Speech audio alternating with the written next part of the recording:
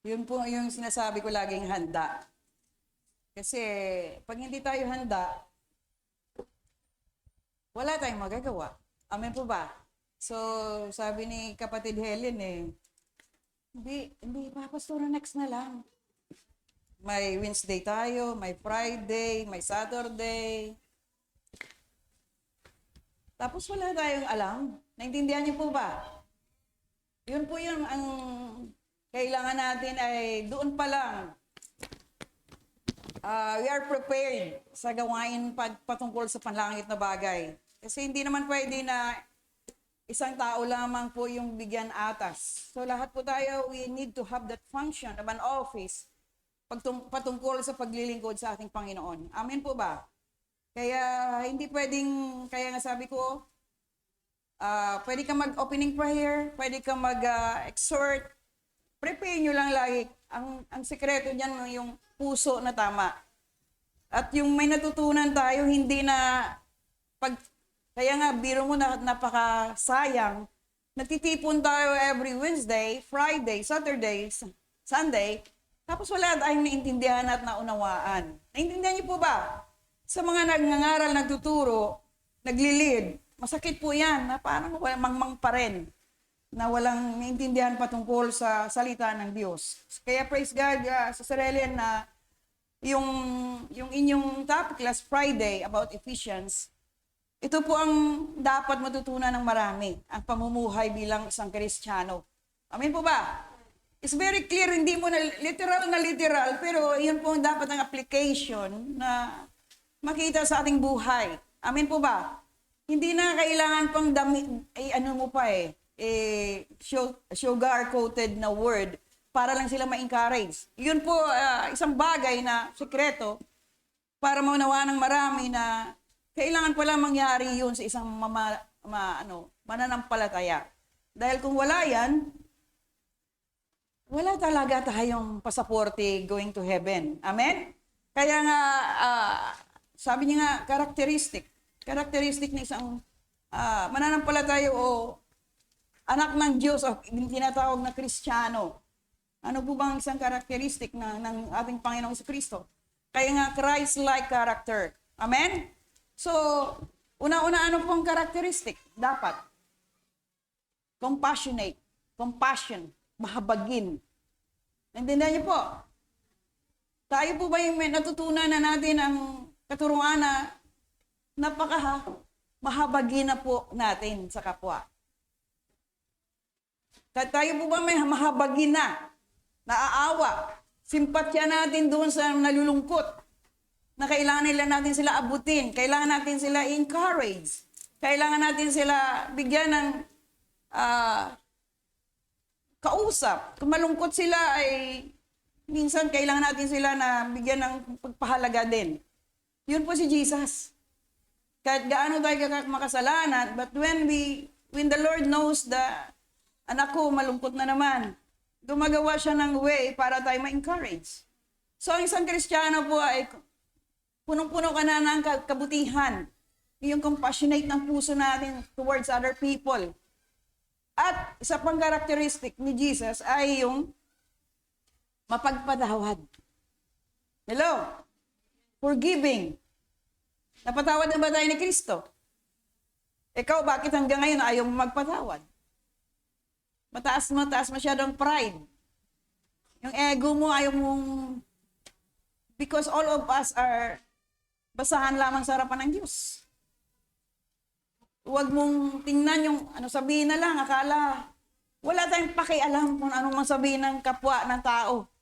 As long you know who you are in Christ, si Lord nga nagpatawad. Kahit gaano tayo ka-notorious sinner, pero ang Diyos po nagpatawad na sa lahat. Amen? All you need to do is your humility or humbleness to God. So kung hanggang ngayon hindi ka pa marunong magpatawad, wala ka pang karakteristik ni Kristo. Naintindihan po ba natin? Ikaw ba'y papatawarin ng Diyos kung hindi ka marunong magpatawad? Of course not. Amen? Laki-laki ng ginawang kasalanan sa akin, siniraan ako Yung paninirang puri. So nalaman mo na may kinuwento tungkol sa iyo. galit na galit ka na ngayon. Ayaw mo na magpatawad. So God is a God of compassion. So pag wala pa tayong ganong character, kanina, ano po yon? Compassion and forgiveness. So kung wala kang habag sa kapwa, it means na napakahirap mo maging anak ng Diyos. Hindi ka anak talaga, anak ka sa labas. Naintindihan niyo po? So, marunong ka na magpatawad. Nandun na pa rin po yung, kung ikaw po ay anak ng Diyos, nandun na rin po yung gentleness. Maamo kang tupa. Hello? Hindi nga, lagi tigre. Kunting narinig mo, parang akala mo, susunggab ka. Wala ka naman magagawa eh. Pag may narinig ka o mayroon kang kaaway or ano man sino man sa paligid mo na nakita mo na nagtatapang-tapangan, hayaan mo lang siyang ngiti ka na lang. Gentleness and meekness is one of the character of Jesus. Kasi tayo, gaano man tayo kapangit o kasamang ugali, bakit naintindihan pa rin tayo ng Diyos? Bakit inunawa pa rin tayo ng Diyos? Bakit kinahabagan at inabot pa rin tayo ng Diyos? Dahil ganun po kamabuti ang ating Diyos. Naintindihan po ba natin? Hindi lang po yan, mga kapatid. Yun po isang bagay ng kahinahunan dapat lagi na sa atin. Para hindi tayo mahulog sa kasalanan. Ang ingatan natin yung ating puso. Last Sunday na nabanggit din sa exhortation, dapat ingatan natin yung ating puso. Kasi ito po yung tinitingnan ng Diyos. Pag ang puso natin na hindi na tama, apektado sa kaisipan. Kaisipan, puso, yung dalawang yan. So, ano dapat gawin? Go back to the Word. Na sinabi po, magpatawad. Mahabag ka, mag-unawa ka. You need to be gentle and meek in every situation. Kaya slow to speak, slow to anger, quick to listen. Kaya lahat tayo, akala natin matapang tayo eh. Lahat tayo, akala natin kaya natin harapin. Pero wala tayong magagawa kung hiwalay tayo sa Diyos dahil sa ating kasalanan. Amen? Yun lang din po, mga kapatid. Sabi niya, Sister Helen kanina, si Pastora na lang magpaliwanag. Hindi na dapat ipaliwanag eh. Naintindihan niyo po ba? Dahil ang salita ng Diyos mismo ang magkukorek sa atin. Kaya, pero ako'y natutuwa, nagagalak. Because for so many trials and storm of life, especially our young people here, may mga ngilan-ngilan na lumago na rin. Naintindihan niyo po, wala na sila pakialam o pakiramdam, ano man narinig nila, o ano man kanilang nadama. Ang malaga, sumusunod sila sa Diyos. Hindi man sila na-appreciate ng tao, o hindi man sila nakikita ng tao, nakikita naman sila ng Diyos. Yun pong na mahalaga. I-discourage ka, i-distract ka, pero ang alam mo ikaw at ang Diyos nagkakaisa. Nothing to worry. Right? So, sabi ko nga, ang nawawala at nagkaroon po ng ugaling pagmamalaki, wala mararating po talaga yan. Wala. Pero yung nagpakumbaba, may pag-uusig, may pagtitiis, pero tugon ng tugon sa nais ng Diyos, yun po ang napagpapala. It means, nag-grow ka na spiritual. Lumago ka na. Wala ka ng pakiramdam, ano man marinig mo o nakita mo, dahil ang alam mo, ikaw ay anak na ng Diyos. Amen. Kasi yung mahirap yun, tulad ng ating na-invite dati rito, pumapasok siya for ilang araw, ilang gatherings. Pero ang reason niya, hindi ko maiwanan mga kaibigan ko, kawawa naman. Hello? Kailang balikan ko sila. Kaya ang nangyayari sa kanya, hindi siya makapagpatuloy dahil naawa siya sa kanyang mga katropa, kaibigan. So hindi niya alam, mas minahal niya pa yung tao, higit pa sa nagbigay buhay sa kanya. So wala kang mararating maabot, pare-pareho kayo mahuhulog sa kamunoy. Pero kung ikaw na natiling tapat sa Diyos, sila din abutin ng Diyos dahil nagliliwanag ka na. Nakita na sa iyo yung kaliwanagan. Wala ka na sa kadiliman. Naintindihan mo pa, mga kapatid, sa lugar na ito? Ang prayer ko lagi, Lord, huwag mo hayaan masayang ang aming paglilingkod. Huwag mo hayaan, Lord, dahil lang po sa pagtitiis. Ang nais ko ng pusong ito, Lord, makasunod habang may buhay pa. Amen po ba? Hindi rin biro itong ating tinatahak, labanan spiritual to. Mahila ka pa baba, kawawa ka. May kahatulan. Pero kung nagnatili kang tapat sa Diyos, it means you are a child of God. Hayaan mo muna sila. Hayaan mo yung kung ano man ang kanilang laro ngayon, hayaan mo sila. But continue to pray for them. Continue to encourage them. Because may compassion ng puso mo, nahabag ka sa kanila, hindi mo rin sila tantanan abutin. Naintindihan mo po ba? Ganon din ang ginawa ni Kristo sa ating mga buhay. Sa kabila ng ating kahinaan, kakulangan, kamangmangaan, kasalanan, nanatili pa rin siya tapat sa lahat ng mga tao na nilalang ng Diyos. Lahat po tayo creation ng Diyos. Created by His Word. Pero ang sumusunod lamang, sabi nga kanina, sa Epeso, yun lang din ang mayroong reward sa takdang araw, oras, panahon. Amen po ba? Kaya hindi tayo pwede huminto, mga kapatid. Patuloy tayo makikibaka. Nakita niyo po sa amin po yung farmer sa Tagalog, mangunguma. Sa Tagalog ano yun? Magsasaka. Oh. Sa Ilonggo, tama po ba? Mangunguma. Mangunguma, farmer, magsasaka. Sa tagal niya na pag-antay, ano bang ginawa ng farmer sa isang lupain? Ito po ay binubungkal. Amen po ba?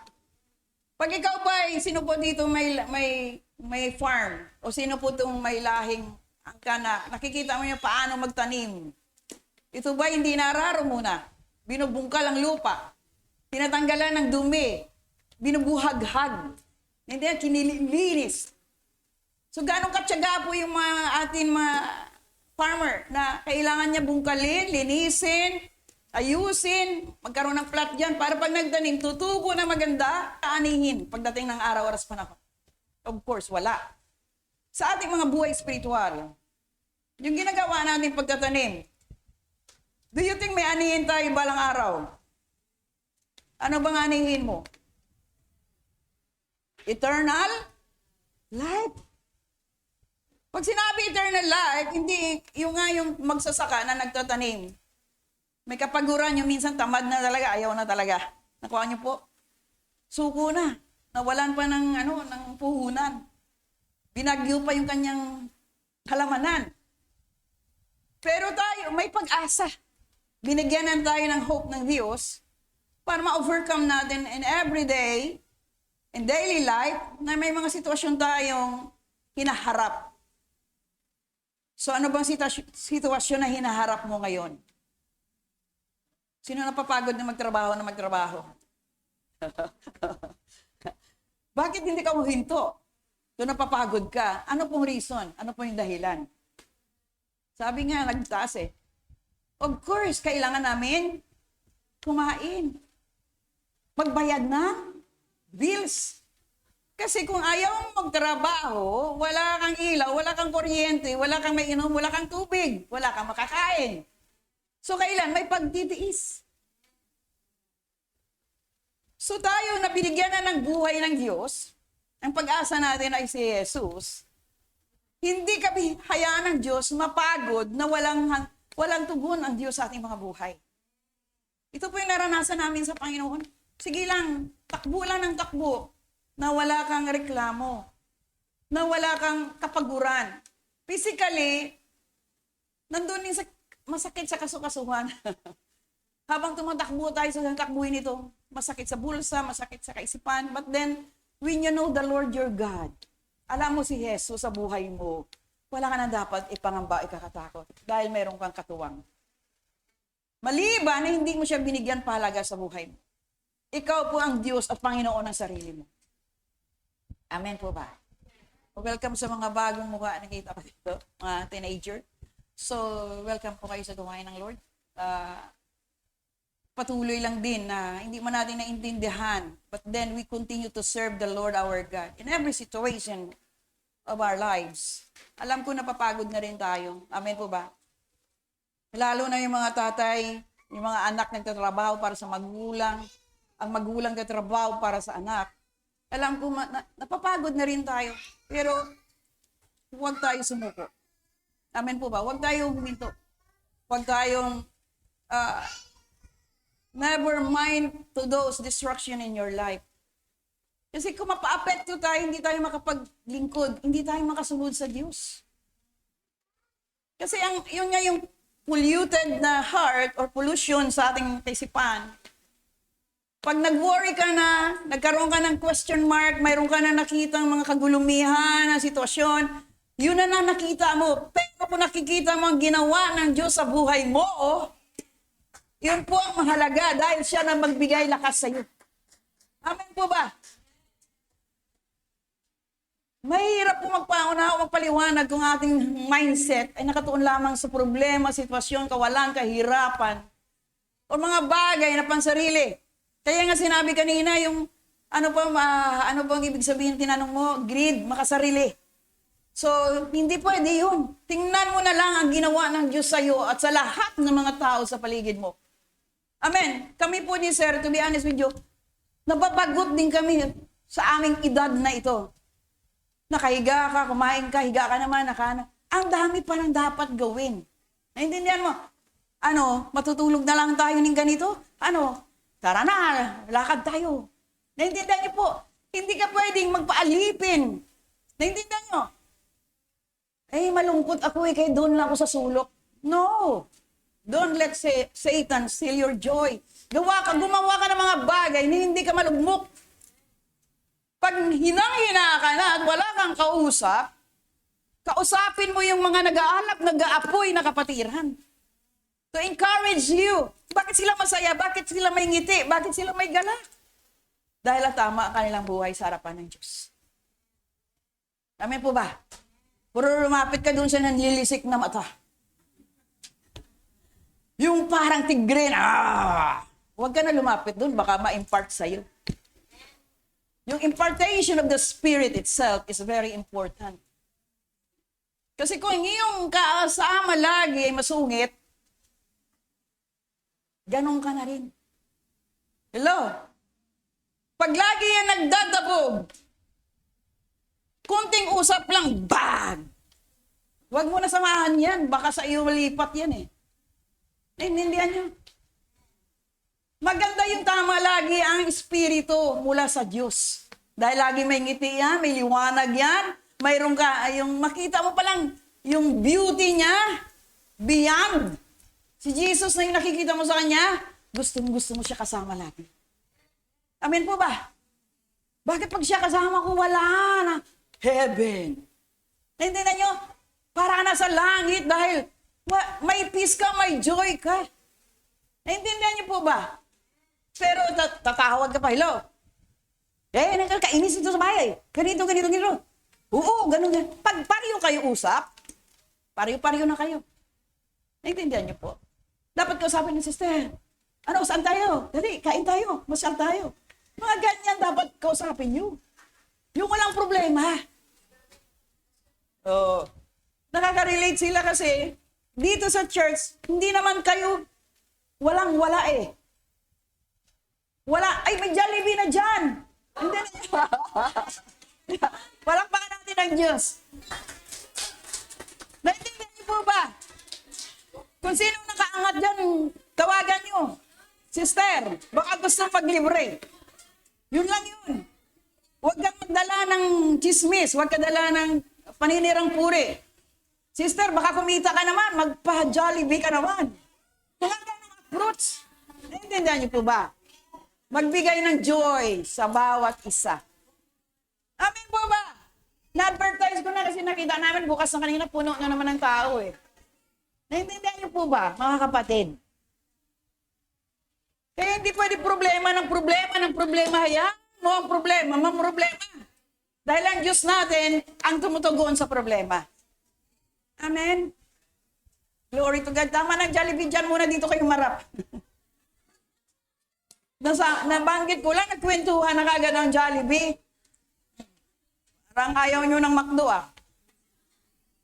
So yun lang yun mga kapatid. Na lahat po tayo subject, scrutiny ng Diyos sa buhay natin.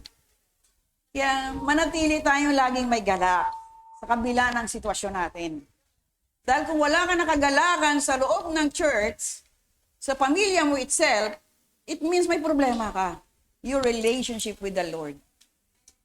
Pero kung tamang relasyon mo sa Diyos, ay yung puso ng Diyos, kuwang-kuwa mo, nasa iyong puso na, wala nang masamang tinapay sa'yo. Lahat na mali dyan, lahat na masama dyan, wala na yan sa'yo dahil ang puso mo tama mula sa Diyos. Naintindihan po ba natin?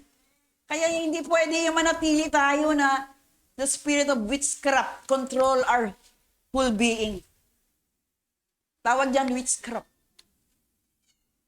Isolate mo sarili mo, ayaw mo na makipag-usap, ayaw mo makipag-mingle, ayaw mo dumalo sa prayer meeting, ayaw mo dumalo sa Bible study, ayaw mo makihalubilo, doon ka lang sa kwarto, sarado, madilim. Ibig sabihin, ang kinakadiliman ng puso at kaisipan mo.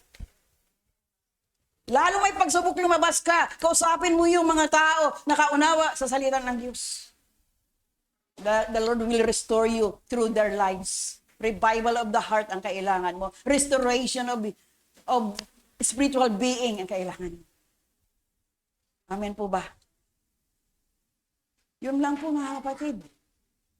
Wala na kami hiningin pa sa Diyos Sabi nga, as long the Spirit of God remains in us, kompleto ka na Wala na Nasa iyo na lahat Magulat ka na lang, hindi mo pa sinasabi sa Diyos ang pangailangan mo, ibabagsak niya dahil yun ang pangako niya sa mga anak niya. Kaya don't worry today. Tomorrow mayroon na panibago. Nakausap ko ngayong bunso ko Sabi niya, parang nainis siya, sabi niya, pag-pray mo nga mama yung ano. Pag-pray mo nga yung aking realtor. Bakit anak? Kasi ganito, ganiri, ganon. Sabi niya, papas 3 days ago. Worry siya. May mga situation kasi. Sabi ko, sabi ko, akala ko anak ka ng Diyos. Pag-pray mo nga mama Ako pa pinapagalitan kasi akala kulang prayer ko. Sabi ko, mamaya, tandaan mo, mamaya, tutugunin na ng Diyos ang iyong hinaing. Basta, trust Him. Believe in His word. Sabi ng Diyos, seek and you'll find. Knock and you'll be open. Ask and shall be given. Yun, binigyan ko siya word. Sabi ko, kinabukasan, kamusta na anak ko? Mama, okay na. Ayos na. Close na. Praise the Lord. So tama yung biniklara ko sa kanya. Kasi kung tayo po dapat ganoon, mga kapatid. Pag may lumapit sa atin, if you have already that faith that God has given to you, yung parang negatibo ka agad. Bigyan mo siya ng pag-asa na ang Diyos po ng pagpapala at biyaya na sa iyo ay deklara mo sa buhay ng isang taong ito na ikaw pagpagpalain ng Diyos, ang Diyos tutugon sa iyo dahil pakinggan ng Diyos. There is life and death in the power of that hand. Through your life, patunayan ng Diyos na sinabi mong tiwala mo sa Diyos, malaki, natutugon sa iyong pangailangan, then through your life, declare and decree the promise of God. Hindi pag may lumapit sa iyo, kasi ganito kami ngayon. Oo nga, kawawa ka naman. Lalo mo kinawawa.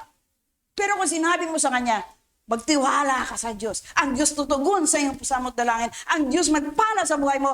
Ang lahat ng bagay bibigay ng Diyos sa iyo. Papangyarihan ng Diyos dahil ikaw na nagsalita, may kapangyarihan mula sa Diyos.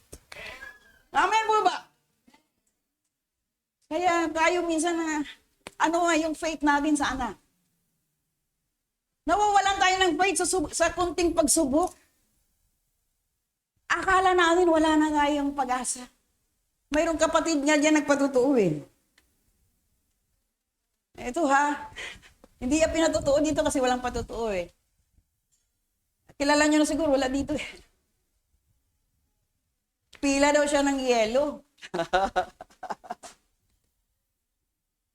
Pagdating niya doon, nandoon nakita yung mga kapatid niya, nakapila rin. Nagulat yung mga kapatid niya, Diyos siya mayroon na, huli naman siya dumating. Pagpapala ng Diyos, pabor ng Diyos sa kanyang buhay. Ang mga kapatid niya, hindi na natulog nandoon magdamag, wala pa. Siya kaagad pumasok lang, mayroon kaagad pabor ang Diyos. Hindi ba kayo naniniwala sa sinasabi ko? Palakpakan natin ang Diyos. Nakuha niyo po ba? Na matagal na nakapila ilang oras ng kanyang mismo kapatid niya, kadugo niya. Hindi pinapagbigyan pa. Siya nakita lang pagmumukha niya. May rugagad siya. Nakuha niyo po ang ibig ko sabihin? Ang pabor po ng Diyos lagi sa kanyang mga anak. Walang makakahender. Walang makakapigil. Kung pagpalain ka ng Diyos, pagpalain ka ng Diyos. Habulin ka pa ng pagpapala. Amin po ba? Kaya hindi tayo pwedeng manangan sa ating nakikita, sa ating mga sitwasyon, sa ating kalagayan. Sa ngayon, sige lang po, Lord, I will ask the Lord, Lord, Jesus, ikaw ang Diyos ko, ikaw ang Panginoon ko, ikaw ang tagapagligtas ko, ikaw lamang o Diyos ang makaresolba ng problemang ito. Kaya nga mga kapatid, continue to have that faith that you have and trust Him completely. Bakit ito ang binibigay yung turo ngayon?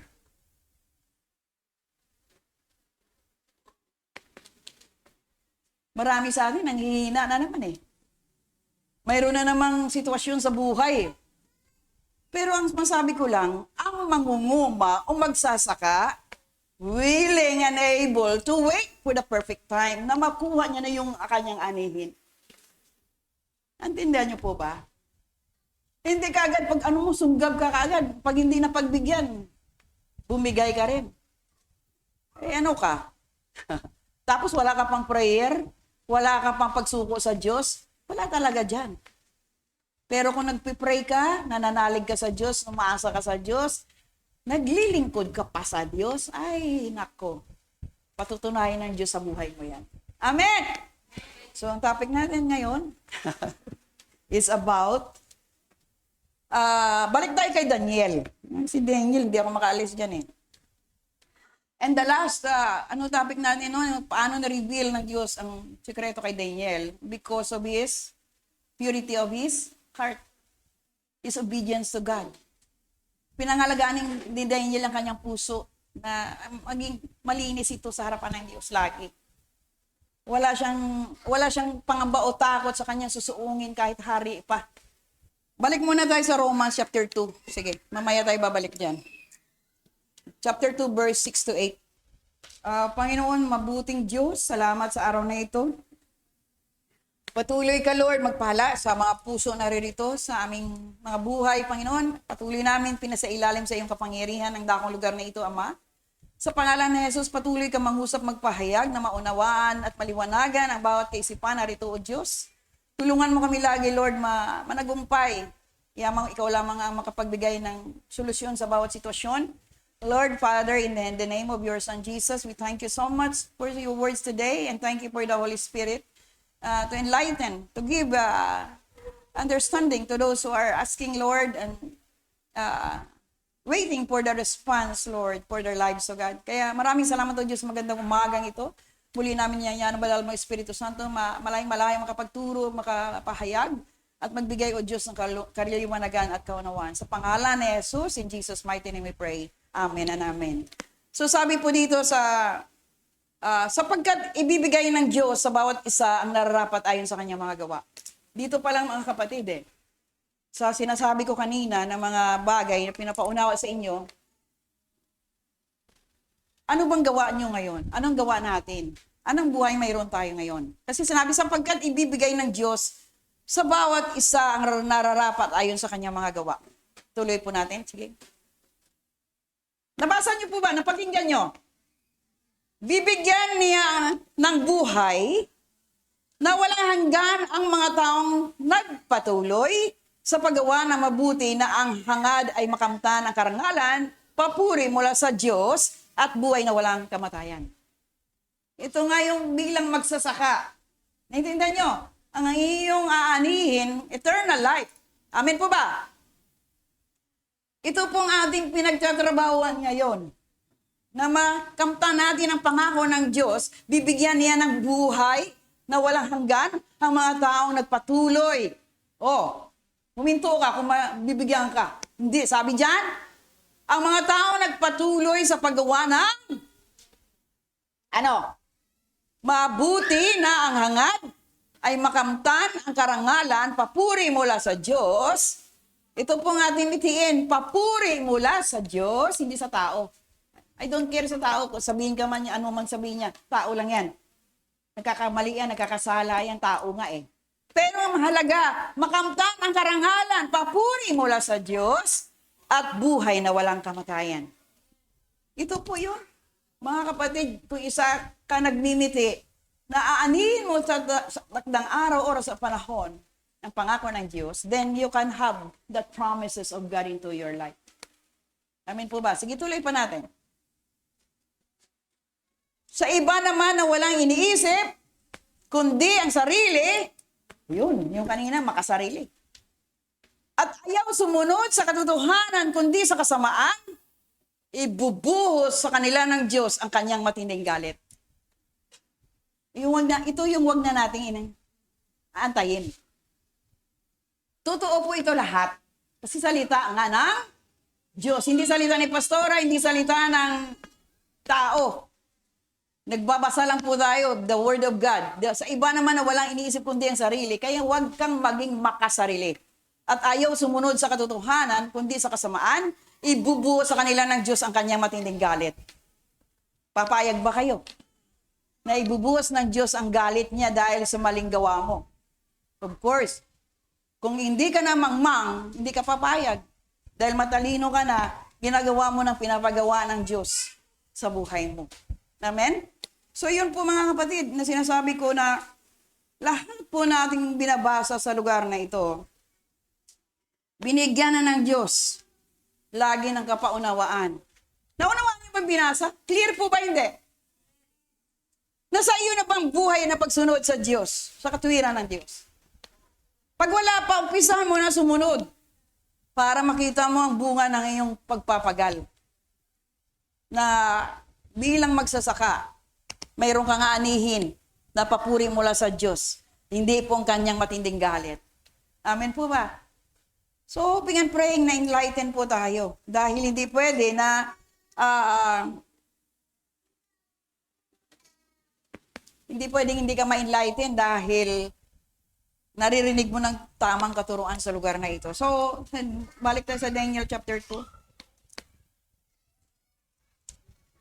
Hallelujah.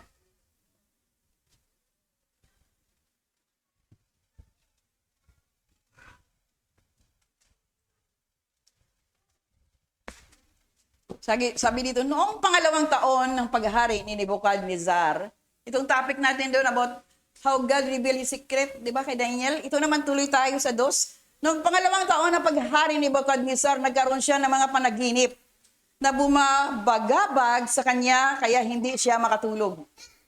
Sino ba si Nebuchadnezzar? Isang hari ng Babylonia. Tama po ba? So, nung panahon na yon ang tawag ay mga kingdom. Empire. Hello? Emperor. Diba? King. Hari. Sa Pilipinas, ano ngayon? Pangulo, presidente, ano pa? So, sa madaling salita, nung kapanahunan nila ay mga king and emperor ang maririnig natin. Pero sa ating kapanahunan ngayon, sa atin dito sa Asia, mga hari, mga presidente, prime minister. Pero, tuloy na, basa, sige. Nagkaroon siya ng panaginip na pinatawag niya ang kanyang mga salamangkero, enkantador, mangkukulam, at mga astrologo para ipaliwanag nila ang kanyang mga panaginip. Biro mo, laki ng problema ng hari. Hari nga siya, pero mangmang siya dahil, sino ang tinawag niya? Mga magician? engkantador, mangkukulam at mga astrologo para ipaliwanag nila ang kanyang mga panaginip. Yun po, biro mo uso na pala nung mangkukulam. Have you noticed? Nang time ng mga hari ng mga biro mo ng Babylonia.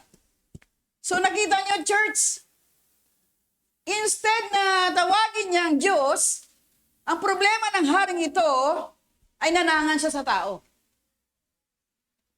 Sana buksan ng Lord ang inyong puso at kaisipan. Kaya kung hanggang ngayon tumatawag ka pa ng kung ano-ano, ibig sabihin, hindi yan sa Diyos. Ipinilawanag nila ang kanyang mga panaginip. Ipaliwanag nila. Naghanap siya na makapag-reveal kung ano yung napanaginipan niya para maintindihan niya. So, naghanap siya ng mga tao. Sige, tuloy natin.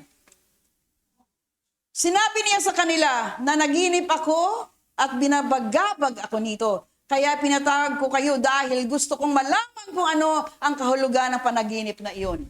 So, ganun si Haring Nebuchadnezzar asking why there is dreams na hindi rin maintindihan.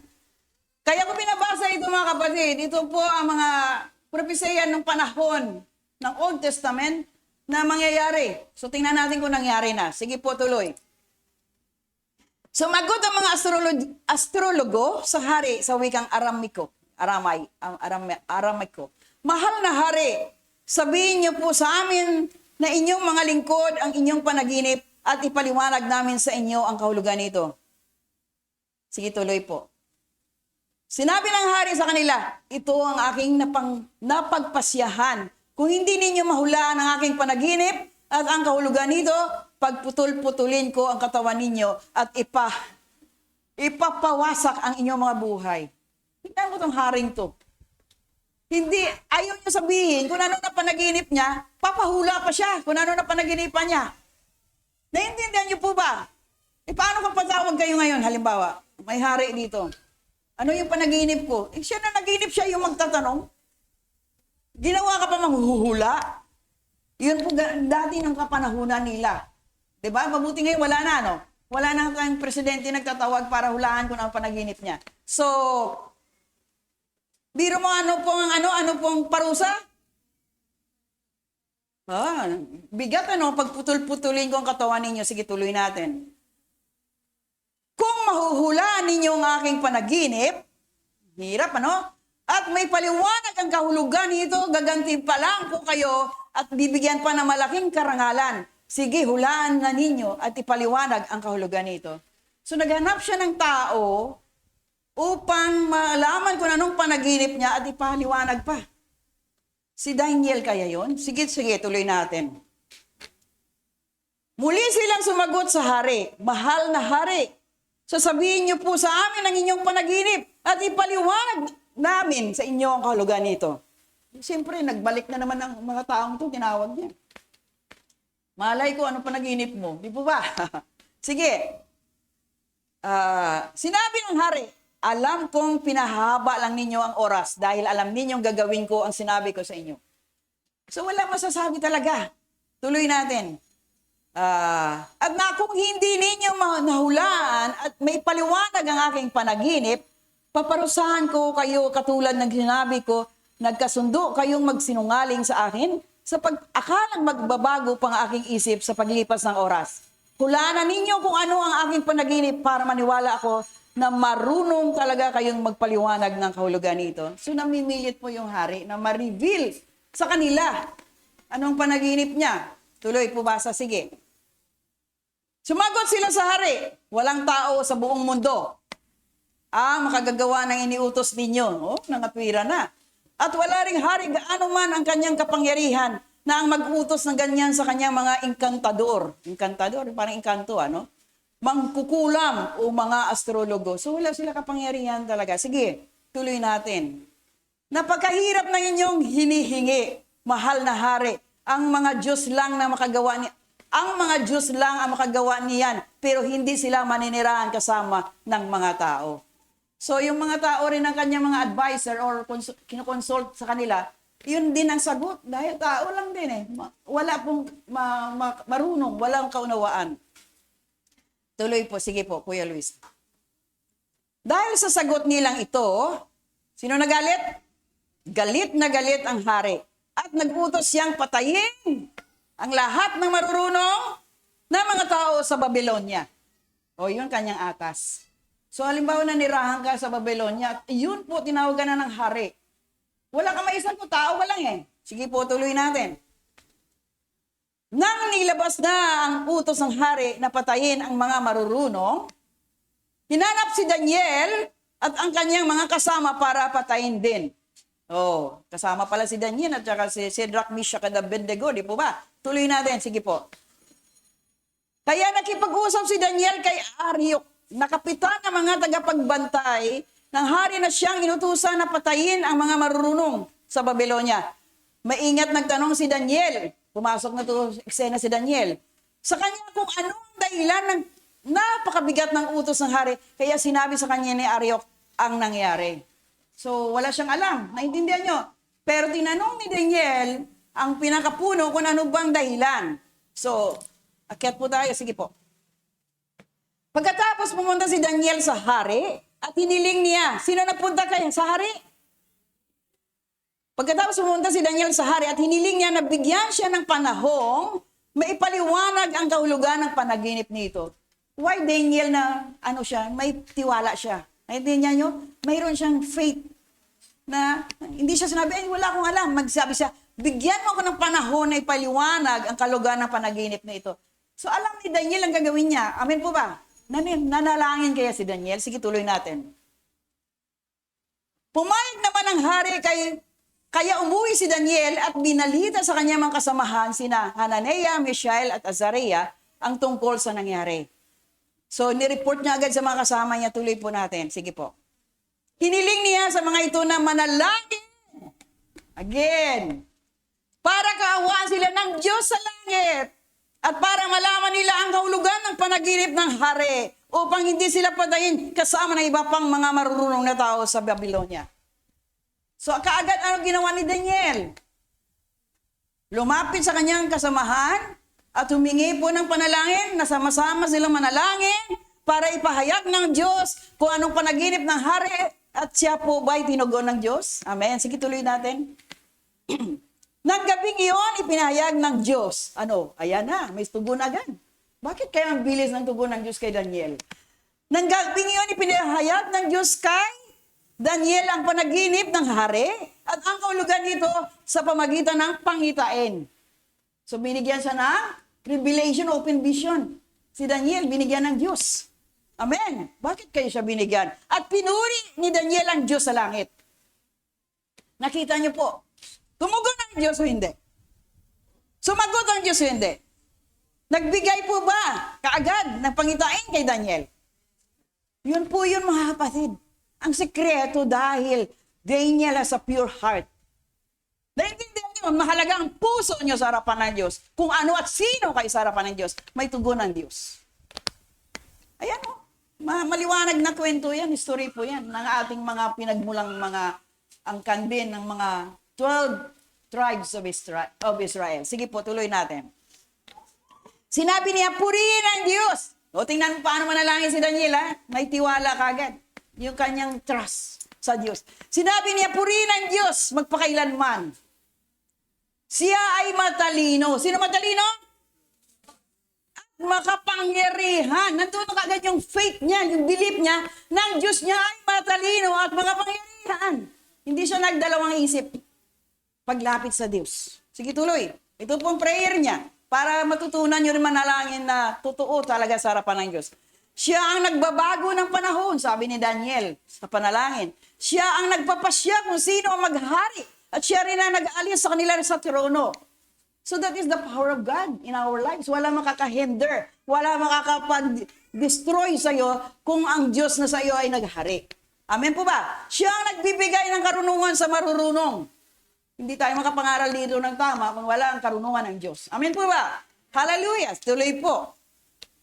Ipinaliwanag niya ang mahiwagang bagay na mahirap intindihin na sa kanyang liwanag at nalalaman niya ang anumang nasa kadiliman. So ito nag-aagad yung faith ni Daniel. Sinabi niya sa kanyang panalangin na ang Diyos lamang po Ang liwanag sa kanyang buhay na alam niya na lahat ng mangyari. Bago pa man ikaw pinanganak, alam ng Diyos kung sino ka. In your mother's womb. Kilala ka na ng Diyos. Amen po ba? Sige, tuloy. Amen. Thank you, Lord. O Diyos na aking mga ninuno. Oh, prayer po ni Daniel. Pinupuri ko kayo at pinapasalamatan kayo ang nagbigay sa akin ng karunungan. Sino nagbigay ng karunungan kay Daniel? At kakayahan. At ibinigay niyo sa amin ang aming kahilingan. Sa inyo na ipahayag sa amin ang panaginip ng hari. So tiwalang-tiwala po si Daniel na ibibigay ng Diyos sa kanya yung tugon. Sige po. Pagkatapos bumalik si Daniel kay Arioch, na inutusan ng hari para patayin ang mga marurunong na tao sa Babylonia. Sinabi na Daniel sa kanya, huwag muna silang patayin. So nakita niyo gaano kabuti si Daniel? Nakita mo ba yung compassion din sa kanya? Kung ibang tao yan, sige, patayin mo na sila lahat, ako lang yung iwanan mo. Siya pa yung magitan. Itong mga astrologo na to, itong mga magician na to, ito po yung mga mangkukulam na ito, dapat nga sinabi niya, papatayin mo na lahat, mangkukulam sila eh. Pero ano sabi ni Daniel? Sa kanya, wag mo muna silang patayin, dalhin mo muna ako sa hari at ipapaliwanag ko ang kanyang panaginip. So mayroon pa siyang kabutihang loob. May compassion siya sa mga taong ito.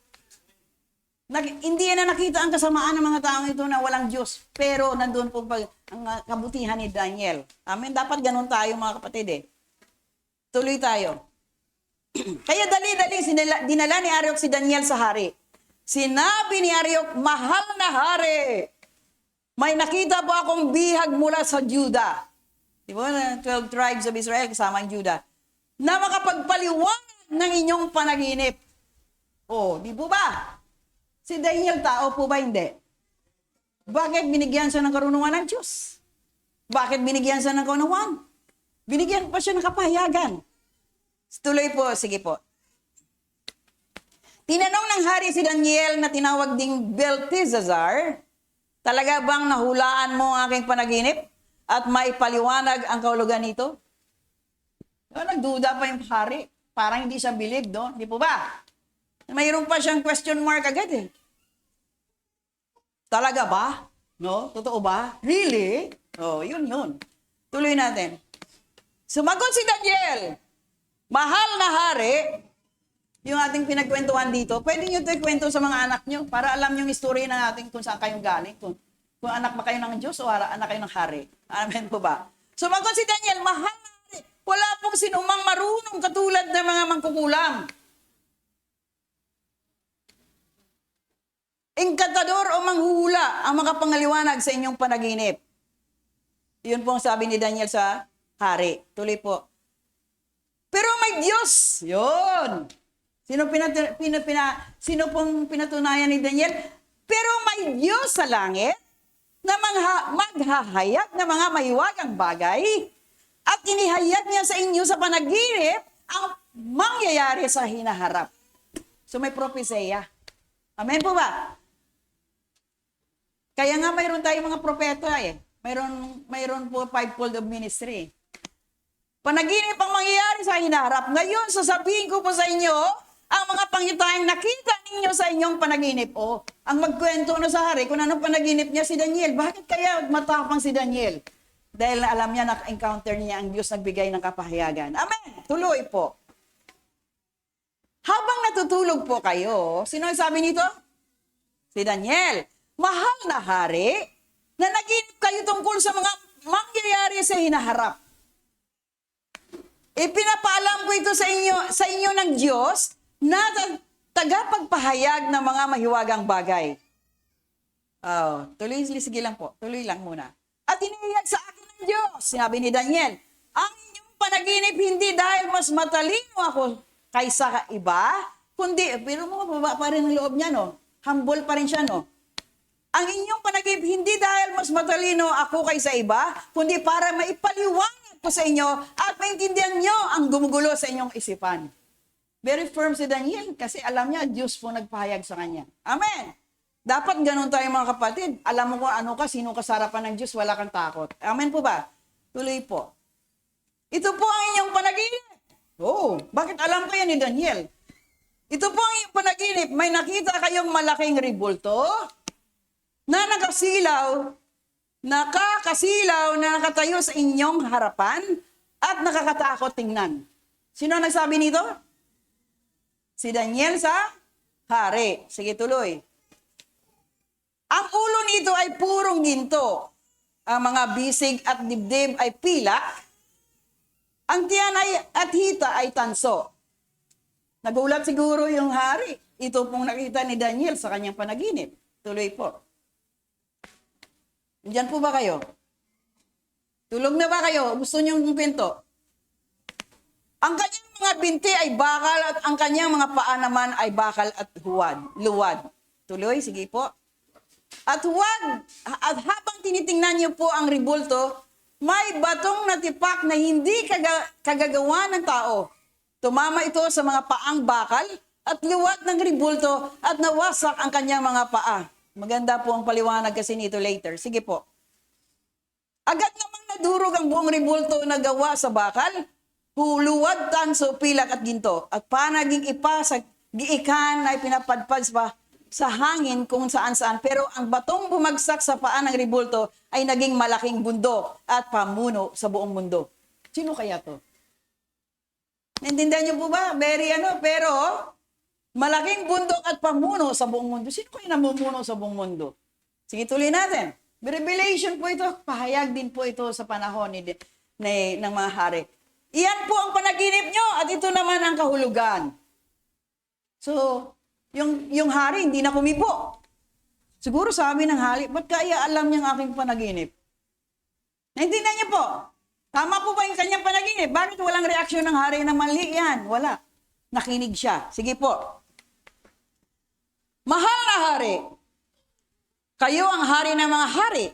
Ginawa kayong hari ng Diyos sa langit at binigyan ng kapangyarihan, kalakasan at karangalan. Ipinasakop niya sa inyo ang mga tao. So ito na po yung mensahe ng kapayagan, ng panaginip ni Haring Nebukadnezar. Pinaliwanag ni Daniel kung anong ibig sabihin ng kanyang panaginip na rebulto. Ipinasakop niya sa inyong mga tao, mga hayop, mga ibon sa lahat ng dako, kayo ang sumisimbolo sa gintong ulo ng rebulto. Sino? Si Nebukadnezar. Sige, tuloy. Ito po yung ating pinagbulan kasi. Sige, tuloy po tayo. Ang susunod sa inyong kaharian ay mas mahina kaysa inyo. Ito mga propesya po to sa mga hari na mamumuno ng bawat bayan o bansa ng kanilang kinakasakupan. Pagkatapos ang ikatlong kaharian, kaya sinabi ko kanina sa inyong kaharian or kingdom or empire, kaya nga emperor, king, kingdom. Sumisimbolo ng tansang bahagi ng rebulto at ang kahariang ito ay maghari sa buong mundo. Ano kaya ito? Tuloy po, sige. At ang ika-apat na kaharian ay kasintatag ng bakal, kung paano ang bakal ay dumudurog. Dumudurog ang kahariang ito ay dudurog din ng ibang mga kaharian. Revelation po ito mga kapatid, kung buksan nyo ng Diyos ang pananaw paningin nyo. Sige, tuloy po. Ang mga paanayari sa bakal ay luwad, ay nangahulugan ng malahating kaharian. Mahahating kaharian. Pero manatili itong malalakas. Kaya nga may Europe. Naintindihan nyo? Ano nangyari sa Ukraine?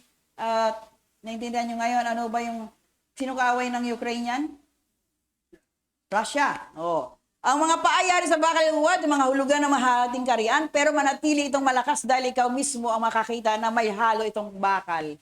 Tuloy natin. Kaya yung United States of America, Europe, everything, nakasaad na pala. Ang mga daliring bakal ay luwad na mga paa ay nangahulugan na may bahagi ang kaharian na matibay at may bahaging mahina. Kailangan nila ang Diyos para mamuno, para tumibay ang kanilang kaharian. Pero walang Diyos ang marami at hindi nakaunawa patungkol sa Diyos, kaya po luwad. Ang pagsasama ng bakal at luwad ay nangahulugan magkakaisa ang mga pinuno na mga kaharian ito sa pamagitan ng pag-aasawa ng magkaibang lahi. Ito na nga na problema. Dahil kung Kristiyano ka, dapat kunin mo Kristiyano. Dahil hindi magkakasundo pag ibang relihon. Dahil kung siya ay nasa unbeliever pa, ikaw believer na, hindi talaga kayo magkakasundo. Pag-asawa na magkaibang lahi, pero hindi rin magtatagal ang kanilang pagkakaisa. Katulad ng bakal at luwad na hindi maaring paghahaluin. Tuloy po, sige lang, basa lang. Sa panahon ng mga haring ito, ang Diyos sa langit ay magtatayo ng isang kaharian na hindi babagsak kailanpaman. Hindi ito ay matatalo ng alinmang kaharian, kundi wawasakin pa niya ang lahat ng kaharian at manatili ito magpakailanman. Kaninong kaharian ito? Have you noticed, church? Noon pa sinabi na mayroong kaharian, the kingdom of God, the kingdom of the Lord, the kingdom of Jesus Christ. Ito na po yung hindi mawasak o kahit ano pang gawin dahil ito manatili hanggang magpakailan pa man. Ilang man hari, ilang man kaharian ang tinayo sa panahon nila. Pero ang sabi dyan, babagsak, babagsak, babagsak hanggang pang-apat na hari. Sila po ay hindi pa rin manatiling matatag. But when the kingdom of God, sa panahon ng mga kaharing ito, ang Diyos sa langit ay magtatayo ng isang kaharian na hindi babagsak kailan pa man. So take note, church, ito po ang dapat ating alamin. Nang kaharian ng Diyos kailan pa man, hindi na ito malulusaw. Hindi na ito mapaparang. Dahil ito yung ginawa ng Diyos para sa kanyang mga nilalang na sumunod sa Kanya. Ang mundo mapaparam. Hello, ang mga hari mapaparam. Pero ang kaharian ng Diyos, sabi po dito, nakasulat po yan sa Biblia, ang lahat ng kaharian at manatili ito sa ang lahat ng kaharian at mananatili ito magkailan pa man. Kundi wawasakin pa niya ang lahat ng kaharian. So, may authority, may kapangyarihan ang Diyos na kung sino man itatayo niya, itatatag niya, pananatilihin ito kung gusto niya. Pero kung gusto niya ito wasakin, gibain, wala itong kapangyarihan. Kaya ang dapat lamang mga kapatid, hawakan natin ang pangako ng Diyos. Dahil ang Diyos po hanggang kailan pa man, hindi po ito mawawasak. Dahil po tinayo niya ito para sa lahat ng kanyang mga anak at mga lingkod na natiling tapat sa kanya hanggang wakas. Tuloy po. May nakuha ba kayong kapayagan? Revelation. Katulad ito ng inyong nakitang tipak na bato mula sa bundok na hindi kagagawa ng tao na dumurog sa ribultong hayari sa bakal. Tanso, luwad, pilak at ginto. Mahal na hari, ipinahayag po ng makapangyarihang Diyos sa inyo kung ano ang mga mangyayari sa hinaharap. Iyon ang panaginip nyo at ang kahulugan nito. Totoo po ang lahat na sinabi ko. Tuloy. Sumang-ayon ba ang hari? Nagpatira pa si hari? Nebukadnezar upang parangalan si pagkatapos nagputos siyang magandog na magsunog ng insenso kay Daniel. Nakita niyo yung kamangmanga ng hari? Sino nagbigay ng karunungan kay Daniel? Sino tumugon ng kapayagan kay Daniel? Bakit ang inonor pa ni Nebukadnezar bilang siyang hari na parangalan si Daniel instead na ang Diyos na sa langit? Doon na siya foul. Ganon din ang sinasabi ko sa inyo. Ano man sabihin sa paligid mo, sino man yan, ano man yan, mahalaga, kilala mo ang Diyos, magbigay parangal sa iyo. Ang Diyos po ang magtuturo sa iyo. Magbigay ang Diyos kapayagan sa iyo. Amen po ba? So ano ginawa? Kanino siya nagpatira pa sa tao kay Daniel? Nagpatira pa si Haring Nebukadnezar upang parangalan si Daniel. Sino pinarangalan niya? Si Daniel ba yung tao? Saan ba galing karunungan ni Daniel? Oh, yun mali niya eh. Pagkatapos nag-utos siya magandog at magsunog ng insenso kay Daniel. Ganon po tayo. Sometimes we give honor sa creation ng Diyos. Yan pa nga ating binigyan taas, yung creation lamang ng Diyos. Kaya nga sa Roma chapter 1 verse 28, o buong chapter pala ng Roma, chapter 1, nagalit na po yung Diyos doon eh. Hinayaan niya na sila sa kanyang mga gawa. Dahil instead parangalan ng tao ang Diyos, pinalagahan pa ng tao pinalagahan pa yung tao instead sa Diyos. Kaya naghalit ng Diyos, hinayaan na lang sila sa mga kanilang maling gawa. Ganito po mga kapatid, sino ba pinarangalan ng hari? Ang Diyos ba o si Daniel? Kaya sinasabi ko sa inyo, ngayon pa lang, ano man nakita niyo sa tao, akalang mayaman, akalang mayroon, wala pa rin yan. Ang Diyos pa rin ang author at finisher ng buhay at kasaganaan. Naintindihan niyo po mga kapatid? Huwag kayong manangan sa nakikita niyo. Huwag kayong tumingin sa mga bagay. Mayroon siya, mayaman siya, may tingnan niyong gawin pa ng Diyos sa buhay niyo rin. Amen? Pagkatapos nagutos siyang magandog at magsunog na insenso kay Daniel, ito maling-mali eh. Tao pa rin eh. Tuloy natin. Sinabi niya kay Daniel, dahil sa ipinahayag mo ang panaginip ko, so sumang-ayon siya, totoo pala lahat ng sinabi ni Daniel. Sino ba nagpahayag kay Daniel? Ang Diyos. Sinabi, kanino ni-reveal ni God? Kay Daniel. Sinabi niya kay Daniel, dahil sa pinahayag mo ang panaginip ko, at ang ganito, totoo na ang iyong Diyos ay, yun, in-honor niya na. Ang iyong Diyos ay pinakapangyarihan sa lahat ng Diyos. Dito niya nakita.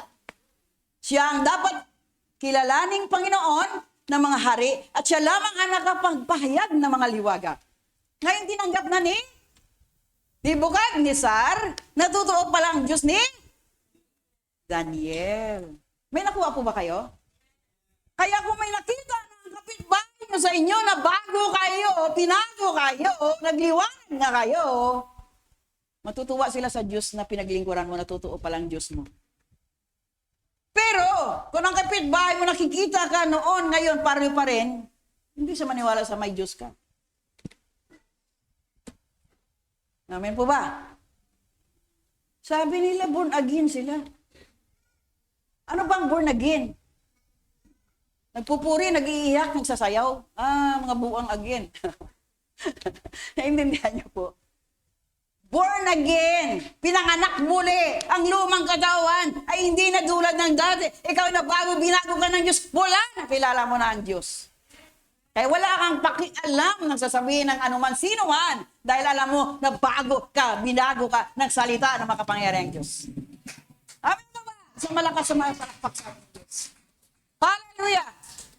Yan o, sabi ni Nebukadnezar ni sa hari na to ha, sinabi niya kay Daniel, dahil sa ipinahayag ni mo ang panaginip ko at ang kahulugan nito, totoo na ang iyong Diyos. So, naniniwala na siya sa Diyos ni Daniel. Yun dapat tayo mga kapatid. Maniniwala na sila, totoo ang Diyos mo kung nabago ka na at binago ka na.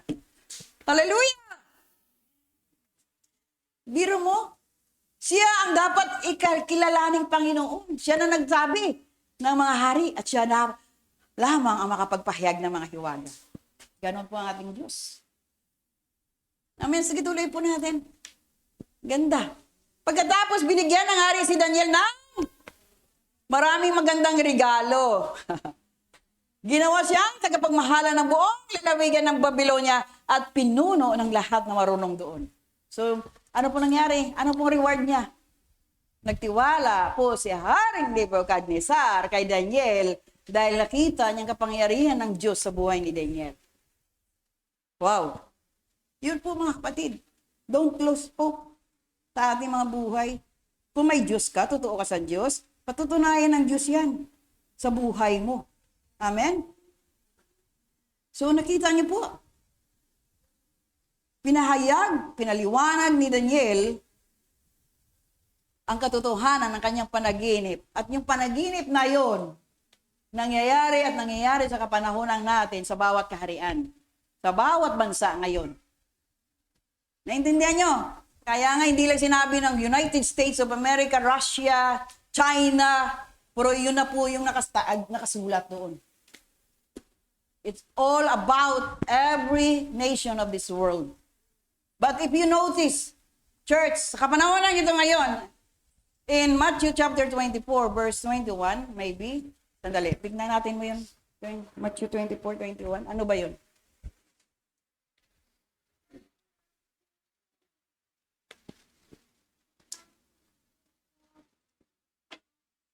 Matthew. Sapagkat sa mga panahong iyon, makakaranas ang mga tao ng makabatinding kapigatian na hindi pa naranasan mula ng likhain ng mundo hanggang ngayon. At wala nang mangyayari pang ganoon na kahit kailan. Tuloy, sige, tingnan natin muna. Kung hindi paikliin ng Diyos ang panahong iyon, walang matitirang buhay, ngunit alang-alang sa kanyang mga pinili, paikliin niya ang panahong iyon. So kung mangyari man yung pagtitiis natin, halimbawa magkagulo na, halimbawa mangyari na itong gulo, Third World War, na yun? Tama po ba? World War III. Halimbawa, mangyari na nga, kasi nakatala eh.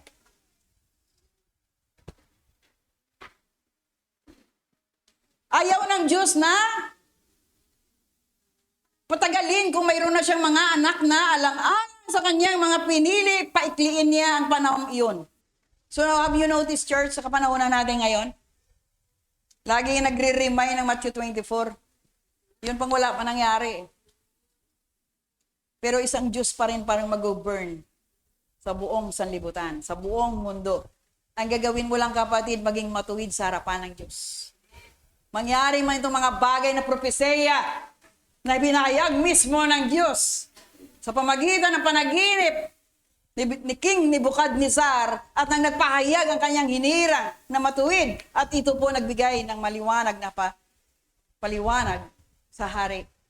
Yun po propesya sa mga darating na mga kaharian at nangyari ng kaharian nga ngayon sa kapanahunan natin na nagkakagulo na, mayroon ng away-away, nagkaroon ng. Hindi ba kayo nalulungkot, mga kapatid? Yung bansang Pilipinas inaapi. Have you heard that news lately? Yung sundalo nating aping-api. Ginagawan pa ng armas, binubutas pa yung sasakyan, naputulan pa ng daliri. Pero isang naantay lang China ng isang komunista kasi sila, wala silang Diyos eh. Naintindihan nyo? Mabuti pa yung magpagtimpi ang ating mga kasundaluhan. Kasi isang putok lang yun talagang umpisa na ng gulo talaga.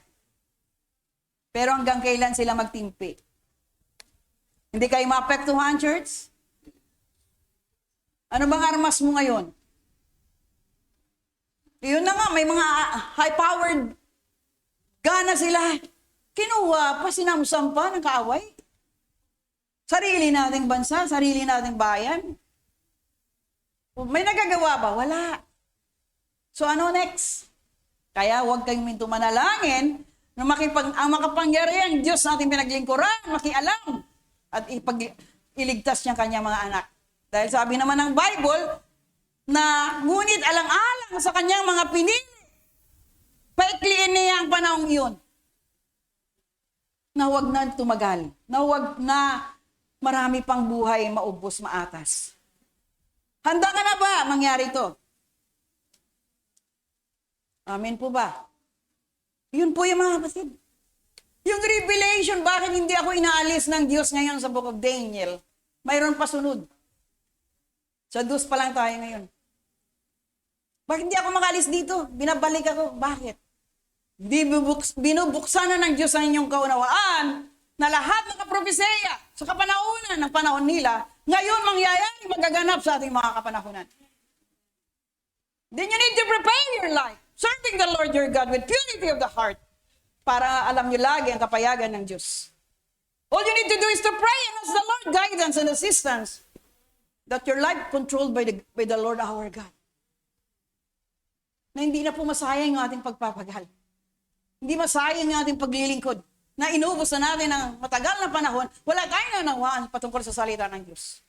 Now, the Lord open our eyes to see the truth of His word, to enlighten everyone, to obey and follow the Lord your God.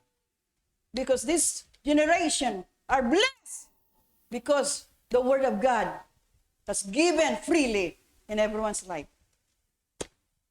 Amen po ba? Nabubuhay tayo ngayon sa habag ng Diyos.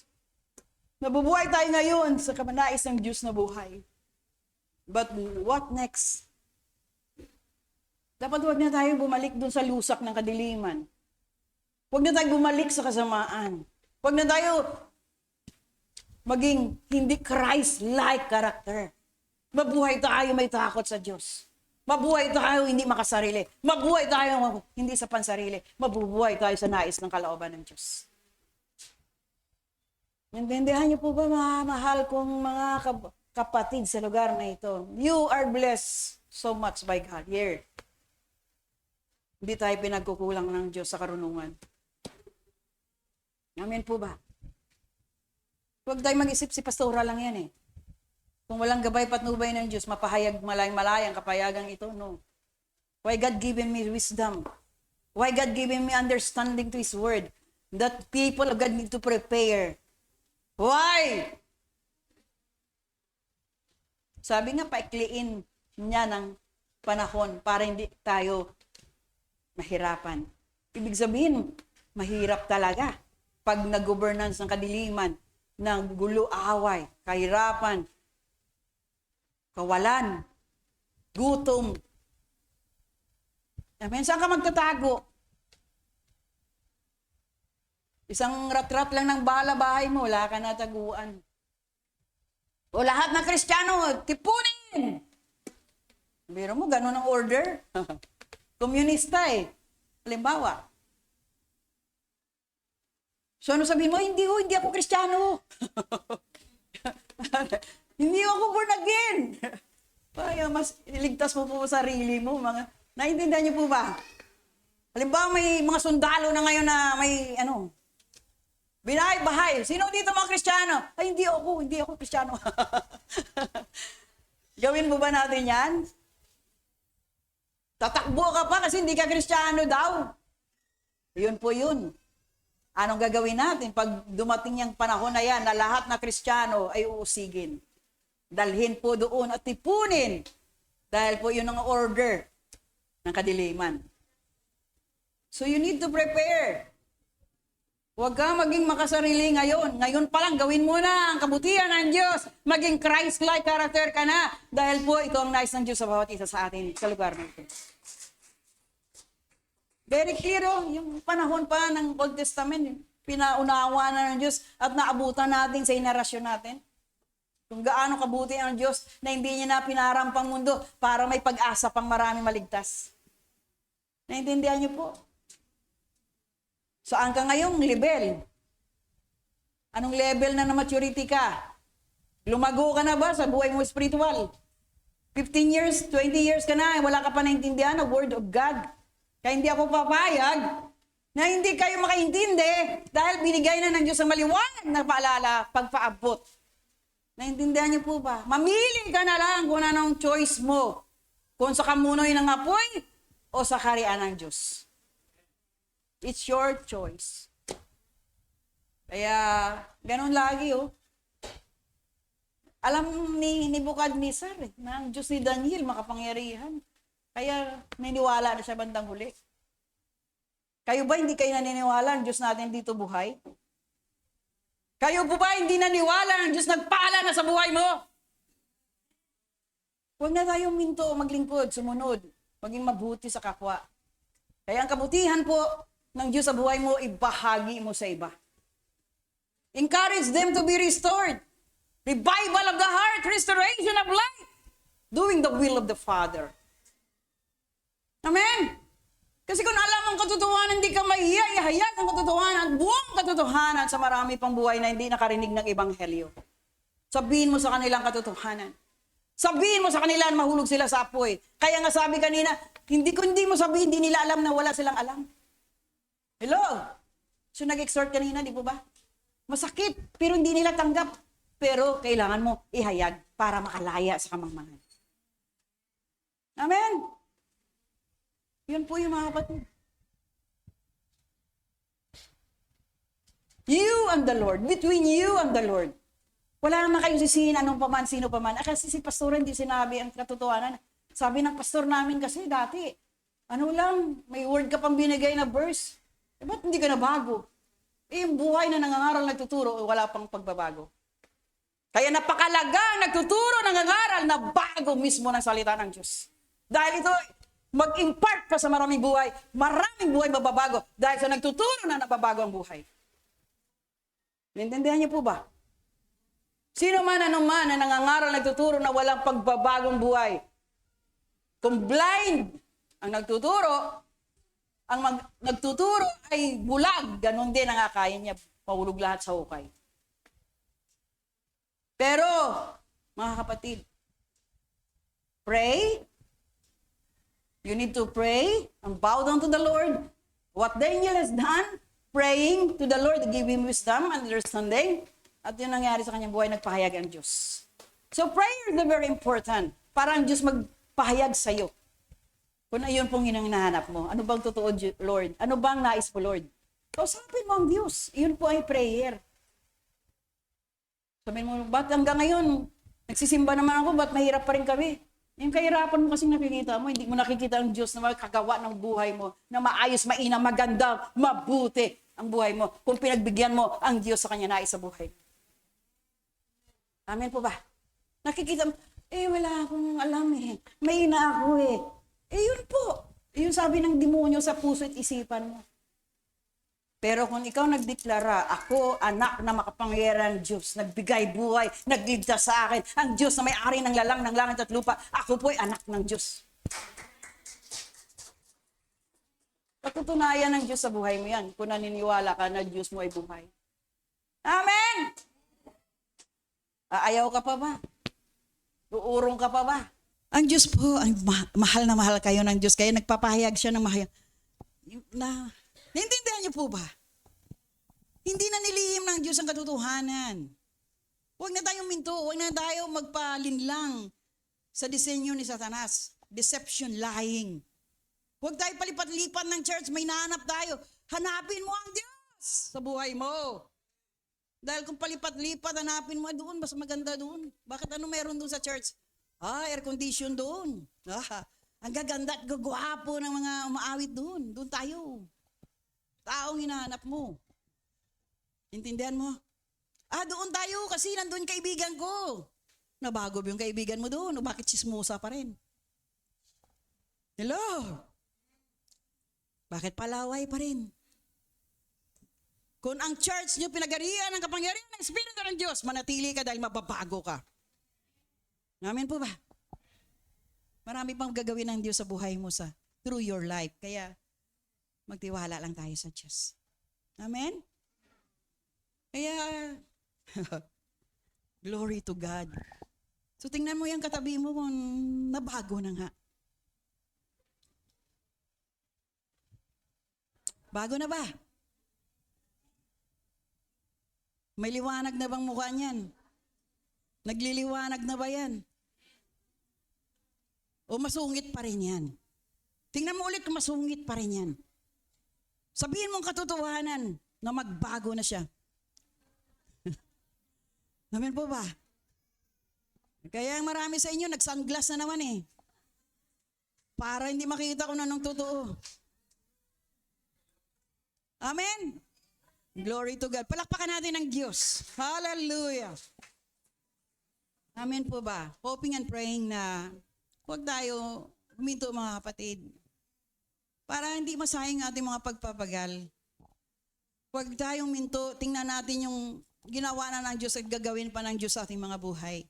Dahil hindi umihinto ang Diyos araw-araw para tayo mabago. Amen? Diyos yan eh. Hindi mo naman pwede diktahan yan eh. Siya nakakaalam anong mabuti para sa'yo.